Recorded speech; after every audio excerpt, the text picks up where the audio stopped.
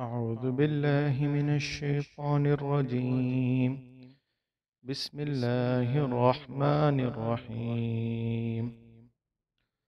وإن من أهل الكتاب لمن يؤمن بالله وما أنزل إليكم وما أنزل إليهم خاشعين لله لا يشترون بآيات الله ثمنا قليلا أولئك لهم أجرهم عند ربهم إن الله سريع الحساب. يا أيها الذين آمنوا اصبروا وصابروا ورابطوا واتقوا الله لعلكم تفلحون. شروع کرتا ہوں اللہ تعالیٰ کے نام سے جو بڑا مہربان نہایت رحم کرنے والا ہے۔